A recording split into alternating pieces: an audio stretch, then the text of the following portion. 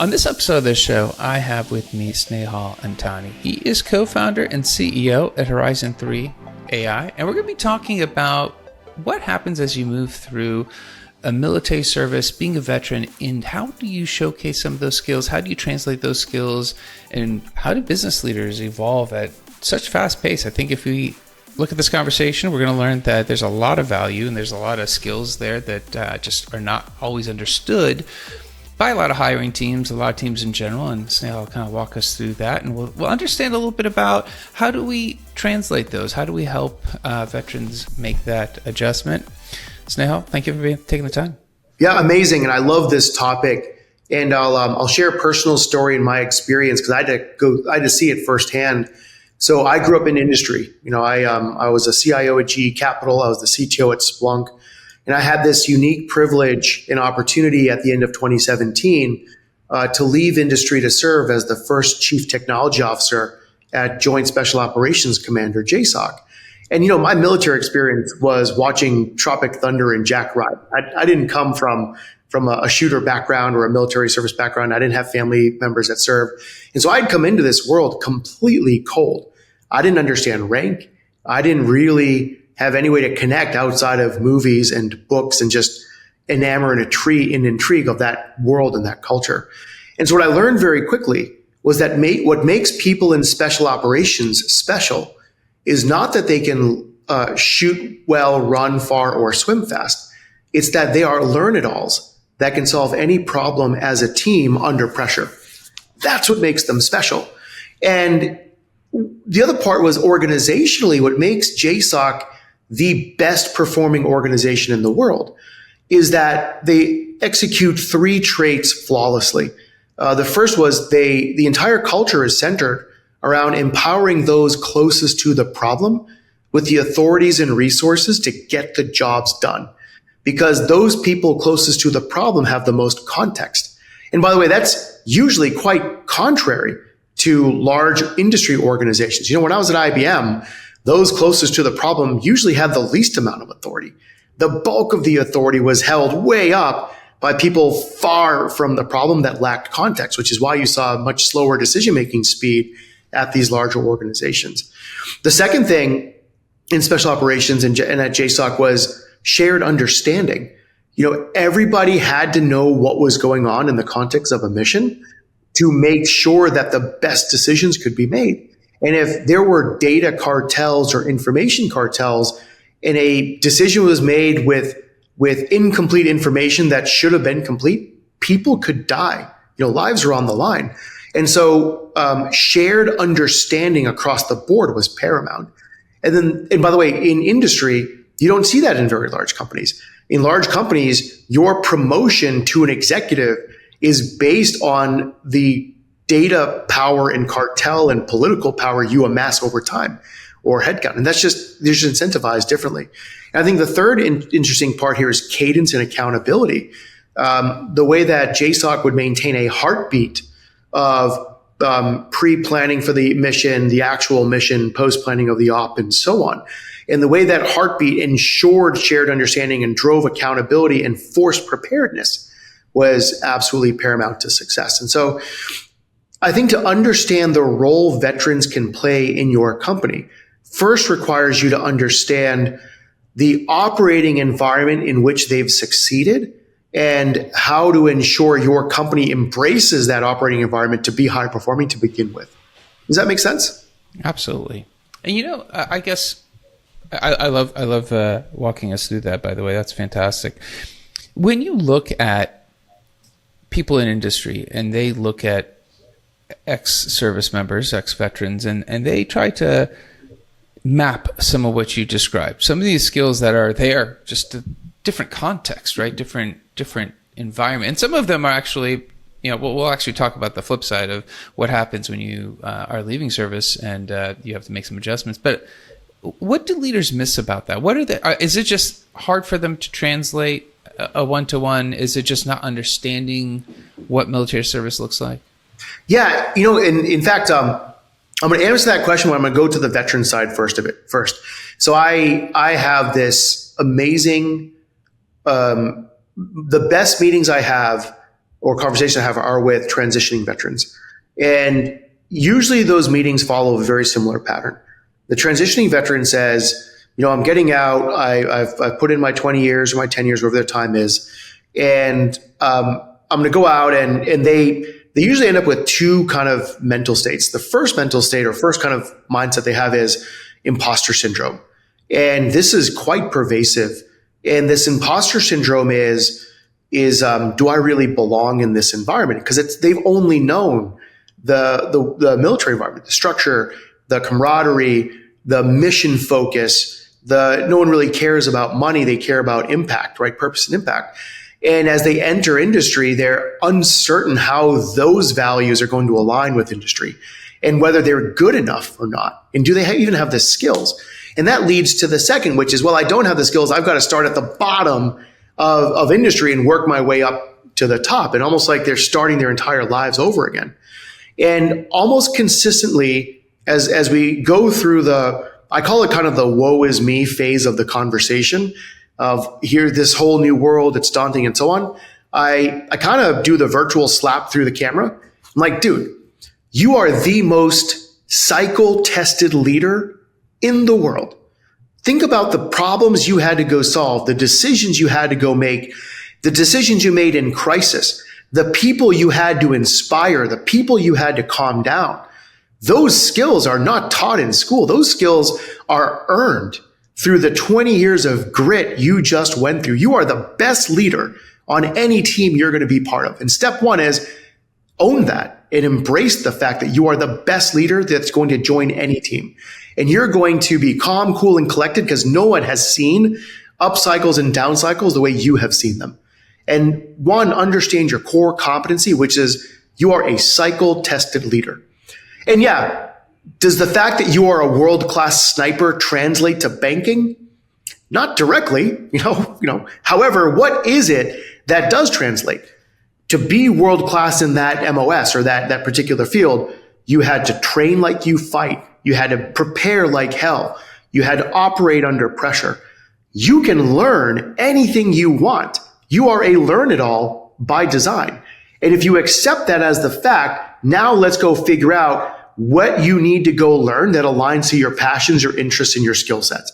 And then the third phase of the conversation after the digital slap is, all right, let's go talk about that. What gets you excited? And you'll find out that they were while they were an infantry officer or an infantry enlisted, they were actually spending a lot of time on preventative maintenance of trucks or equipment. Hey, let's go talk about preventative maintenance, your experience. And there's tons of tech companies doing stuff there.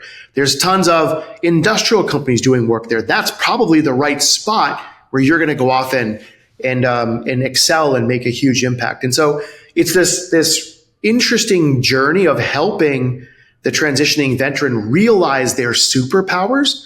And they almost always, because they're trained to be humble. They're trained to not think of themselves as having superpowers. But as they transition, they've got to quickly realize they do have superpowers that stand out. So that's kind of the first part. And I'll pause there and talk about the second part, which is how do we make sure that hiring managers and companies recognize the superpowers they're about to bring into the organization? And so the second part is, as a hiring manager, in Silicon Valley in particular, it's super frustrating because when I walk around San Francisco or Palo Alto, I do not see men and women in uniform walking around. Whereas I was at Purdue over the weekend, my alma mater, and they have a very robust ROTC program. I see men and women in uniform as part of the ROTC program walking around. If you're in DC, you see men and women walking around. If you're in Fort Bragg or anywhere in the Fort Bragg area, North Carolina, you see men and women in uniform walking around.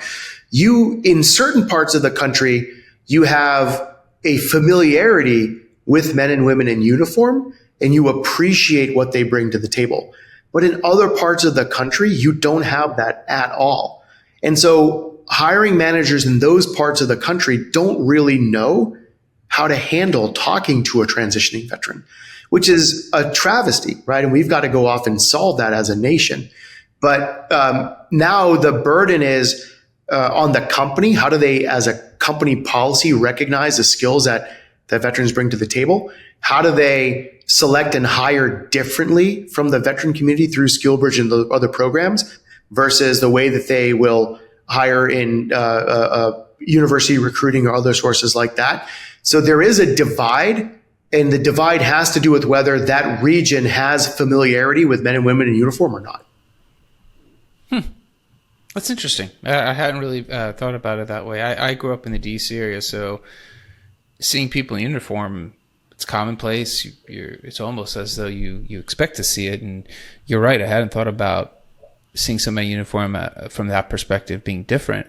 I guess when you're looking at, and these are obviously as you're talking about geolocations of who has seen people in uniform, who has not, that changes the view of how somebody might interpret somebody's skill, background, understanding, all those. I mean, that certainly seems like a difficult one to solve for. We're a big country, lots of geographies. I mean, I know smaller countries potentially have easier, situations where, transitioning from the military, especially if you have to do military service, then it's very common and understood that you'll have that background. People understand how to translate that. Is there, obviously, we're a much bigger country than most of the countries we're talking about that require military service, but how do you see that affecting us here?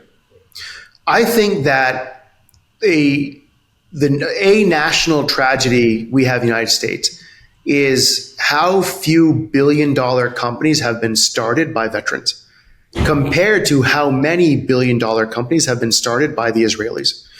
The Israelis, one, everyone has to serve. Two, they're in a perpetual state of war.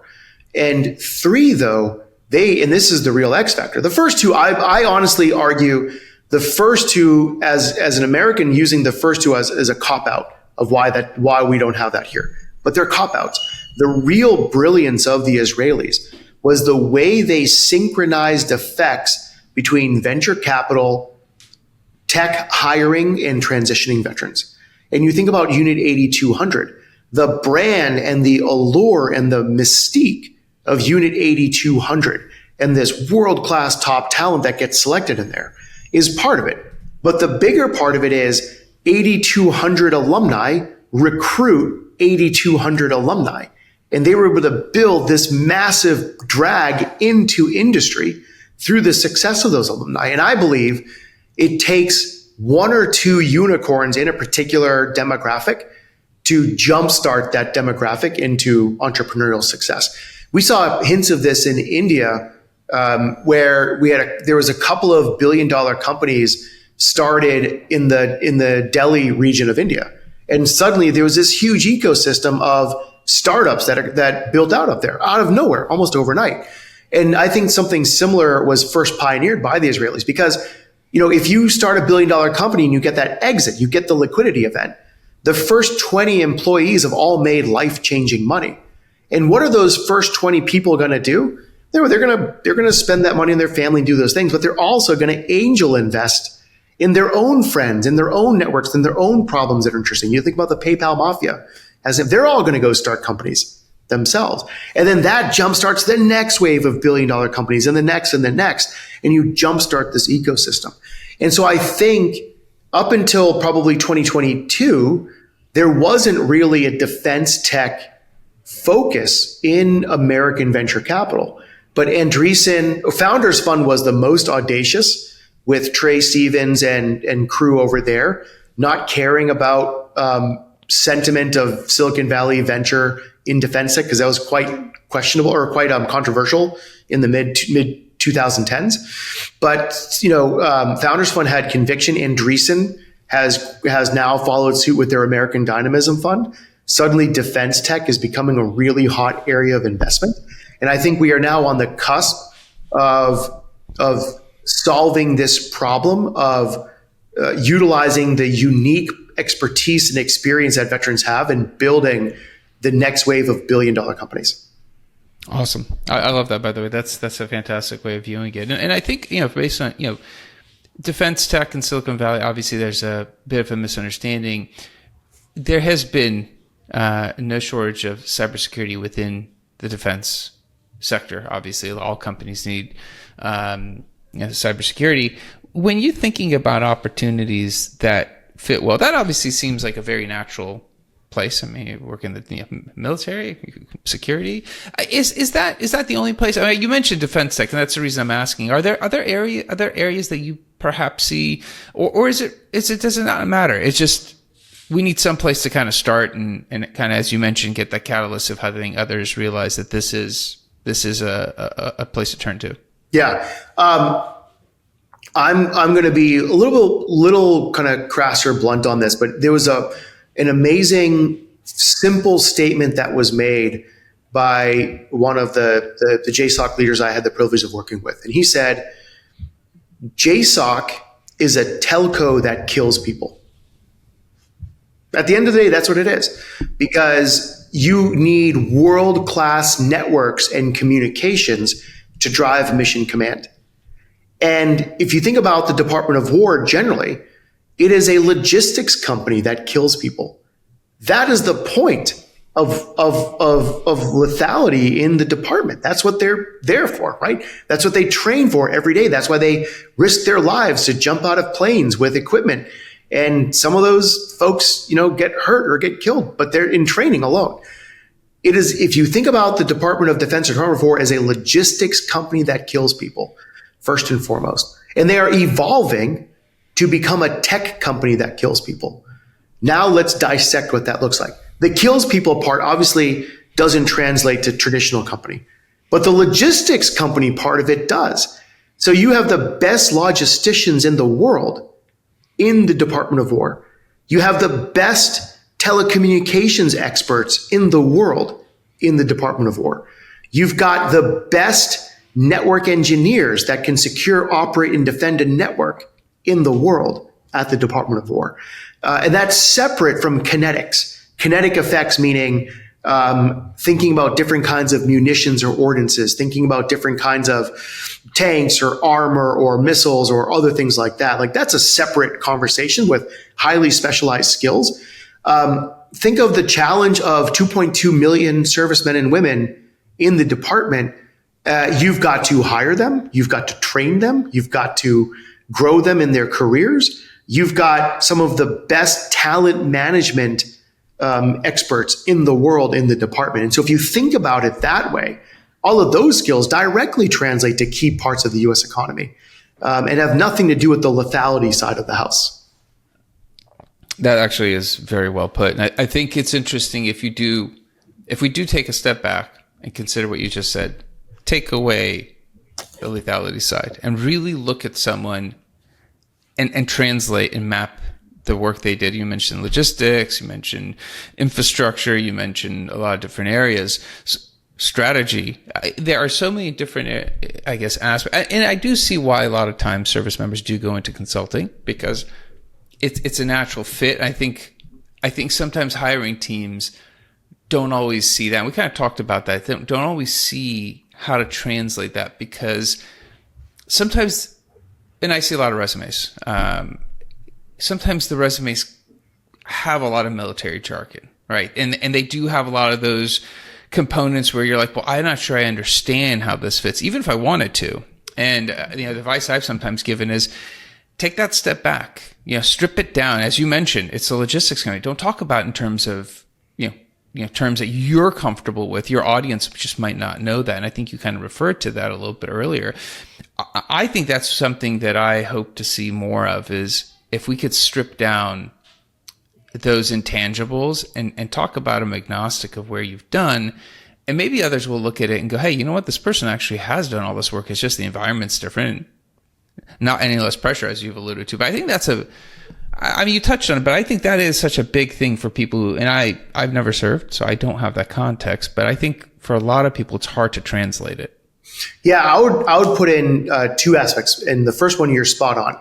The inability for a transitioning veteran to tell their story in a language the reader or recipient can understand, right? That's really important. That's a key skill that needs to be taught, needs to be self-taught at the very least. I'll be honest, I actually think in this regard, ChatGPT or Grok could be super helpful. Take my resume and translate it into a language that UPS is going to go off and understand. So I actually think this military jargon to industry jargon translator is ChatGPT, which is a huge boon for them if they have the idea to go try that and to go off and do that. I think that the second area, though, that's interesting is if you look at what's happening in this, there's a lot of conversation around the role of human labor in the era of AI, and all these jobs are going to get lost and so on and so forth. Medics, nurses, mechanics, HVAC tradesmen, carpenter tradesmen, all these other jobs are actually a very large portion of what veteran MOSs, of the veteran MOSs that are out there, dentists and so on and so forth. You have all these MOSs that directly translate to massive shortages in key markets of the US economy. And how do we do a better job of enabling seamless transition? There are all sorts of really weird lack of reciprocity certifications between one industry and another. So you could have spent years as a medic in the US Army and not directly translate and get a medic type job when you get out, because you don't have the exact certification. Even though you've got 20 years of experience treating gunshot victims, you can't go be a nurse at Cook County Hospital in Chicago or whatever. And so there is a final part, which is we as a nation and as key industries need to understand how the experiences of the individuals and their certifications in the military translate and have reciprocity with things that you would otherwise get only in private sector. And I think that's where a lot of veterans get discouraged. I'll give you an example, non-veteran related, which is my wife was a teacher, and she was a teacher certified in New Jersey and had a teaching career. And when we got married, she had to move to New York, and she had to restart the entire process of certification to teach in New York. And she was like, this is ridiculous. I've been teaching for years. I got to go through this whole thing over again. This is stupid. And so take that in everyday life of a teacher trying to move across state lines to become a teacher somewhere else, and multiply that by 1,000x to get the slightest bit of frustration of a veteran that doesn't have the exact cert for the exact role, even though they've been doing that job for 20 years. That's a great example. And I you know what? That's actually an interesting conversation as a whole, because I think that starts pulling in different factors. But I do actually see what you just described. Use ChatGPT similar as your friend, because that's a great way to translate. And then obviously this component of certifications and backgrounds and how that translates, as your wife's example. I think if people can start talking about what those certs mean. I think sometimes I see them a lot of times on a resume and it says the certificate. I have to go Google it, and I'm curious, but not everyone is. And I think sometimes we just assume, well, these certifications within our world mean something outside of our world, which ChatGPT or Grok might help you do. But I think to your point, obviously that little gap there, I don't know how that gets solved. If you have thoughts on that we can obviously dive into that. But I do see that as a bigger obstacle. But as the person representing those certs, I almost have to go out of my way to make sure, obviously if it's cross-state, issues, that's a different thing. But I think there's a lot of clarity to be provided within those contexts. And I guess, you're obviously a big supporter of veterans finding jobs, moving into leadership roles. You've given great advice, I guess, and I could see the frustration on the other side. When you're talking to ex-service members and they're looking for jobs, talk about a little bit about their frustration, because it must be frustrating for them to see openings, not get the response, and in their minds they know they're a fit, and that after spending X amount of time in military where you had a job every day, that's got to be a hard aspect to deal with when you've come back to civilian life. Yeah, I think there's two dimensions to that. The first dimension is, actually there's three dimensions. The first dimension is that you in the military were told what you're going to do next for 10, 20 years. You were told where you're going to move. And suddenly you've got the freedom to make that decision yourself. Like, that's a big shock for a lot of people. In fact, one of the areas that I see with veterans that have transitioned out and are working is that year 2 or year 3, they get real edgy and real itchy to change because that was the tempo they lived with. Every 3 years they moved. They took on a different role. They work with a different group of people. And so like the second pillar of the three, one is being told what to do. And now you've got the freedom of choice. The second issue is you're going to be in that role for more than 2 or 3 years, and you're not used to that. The third issue, though, is the other side of the table. So at Horizon 3, when we post a job, we get 1,000 applications for that job. Now, a decent chunk of those applications, let's just say like 30% of the applications are just fake candidates altogether. The North Koreans trying to get in or whatever else. And let's say about another, say 30% or so are people completely unqualified that have overstated their credentials, overstated their school they went to, the degree they have or whatever, or overstated the companies they worked at. And then the final chunk are actual legit candidates. For any one job, if I interview one candidate, that candidate goes through 4 interviews: the initial screen, the technical interview, the cultural fit interview, the final panel interview. That's what it is. So that's 4 meetings, 4 hours from 4 very senior people in my company. So my bottleneck is interviewing capacity. I don't have enough interviewers. So I can only afford, out of 1,000 applicants, to down select to 4 people. That's 4 people. That's 16 interviews. That's 16 hours of time from my top folks. So that means I've got to deselect 996 people off the bat before I can even give them a shot at telling their story. And then we end up down selecting. You look at, do they go to a college I recognize with a degree that I respect, with companies they worked at where they succeeded and promoted that I know? Those become the quick filters. And veterans are inherently disadvantaged by those filters. So what is the next key thing? Reference-based hiring is becoming the most effective way to cut through the noise. So if I refer somebody, I am putting my reputation on the line and I'm vouching for them. And so one of the most important things a transitioning veteran needs to do in the final years is build their network. Keep in touch with the buddies they served with. Know where they're at because they've got mission credibility with them. Network and build relationships outside in industry. And then when you're ready to transition, utilize those relationships to get that job. Because what I find is people are hesitant to ask for a referral. But at Horizon 3, we pay $5,000 to $10,000 bonuses to people that are successfully referred into the company. There are people at Horizon 3 that'll probably make as much or more money in referral bonuses as they do their salaries. So when you're in, you're actually incentivized to refer people you trust, because that's how companies cut through the noise. Does that make sense? It does, Snehal. No, that makes fantastic sense. And I love all the advice, all the insights. I appreciate your time. If somebody does want to learn more about Horizon 3 or have a follow-up question, if they're an ex-service member, they're making the transition, what are some good resources? What are some good ways of getting in touch? So there are a number of organizations that have been incredibly effective at transition. So first and foremost, SkillBridge, hopefully that program remains, is an awesome program to be part of. Then there is a number of groups like Hiring Our Heroes and others that help in that transition.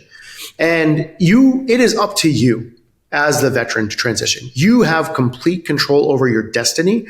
You have some influence over your final assignment as you transition out. It's up to you to prepare and properly plan for your medical evaluations and create time for SkillBridge to maximize it.